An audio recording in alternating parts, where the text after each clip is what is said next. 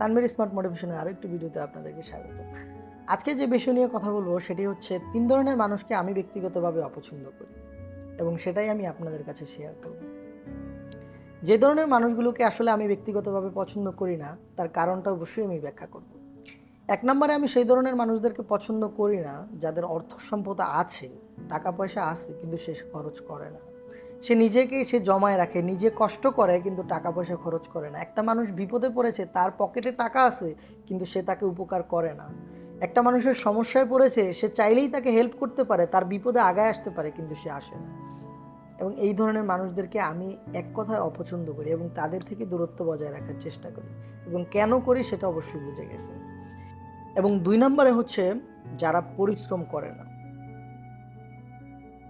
সামর্থ্য আছে, ইচ্ছা আছে, শক্তি আছে, আল্লাহ তাআলা সুস্থ রাখছে কিন্তু তারপরেও সে পরিশ্রম করে না। সে চিন্তা করে যে আমার জীবন তো চলতেছে কোনো না কোনোভাবে, এইভাবে না সেভাবে তো চলেই যাইতেছে। পরিশ্রম করার কোনো ইচ্ছা হয় না। সে পরের উপর নির্ভরশীল থাকে, পরের উপর ভরসা করে সে চলতে থাকে, নিজের জীবনকে চালাইতে থাকে। এবং এই ধরনের মানুষদের দ্বারা অন্য কারো কখনোই উন্নতি হয় না। এই ধরনের মানুষদের পরিবার, ফ্যামিলি, ছেলেমেয়ে সকলকে ক্ষতিগ্রস্ত হতে হয় শুধু একটা মানুষের কারণে, যারা পরিশ্রম করে না, যাদেরকে আমরা বাংলা ভাষায় ভাদাইল্লা বলি। তো এই ধরনের মানুষদের থেকে দূরে থাকবেন, এই ধরনের মানুষদের থেকে অ্যাভয়েড করবেন। এবং ৩ নাম্বারে হচ্ছে যারা একজনের কথা আরেকজনের কাছে লাগায়। এই মানুষটাকে আমি সবচাইতে বেশি অপছন্দ করি। আপনি একটা জায়গায় চাকরি করেন, একটা জায়গায় থাকেন, একটা জায়গায় সব কিছুই হয়। কিন্তু আপনি নিজের কষ্টটা, নিজের দুঃখটা একটা মানুষের কাছে শেয়ার করছেন। সে কি করছে? নিজে ভালো হওয়ার জন্য আপনার কথাটা অন্যজনের কাছে বলে দিছে। আবার তার কথাটা এসে আরেকজনের কাছে বলে দিছে।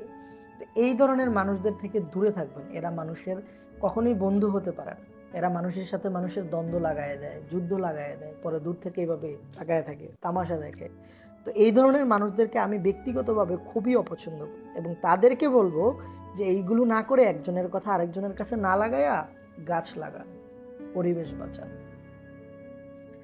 তো আমাদের ভিডিওটি দেখার জন্য আপনাকে অনেক অনেক ধন্যবাদ। এরকম নিত্য নতুন ভিডিও পেতে আমাদের সাথেই থাকুন। দেখা হবে পরবর্তী অন্য কোনো ভিডিওতে। সে পর্যন্ত নিজেদের খেয়াল রাখবেন। আল্লাহ হাফিজ।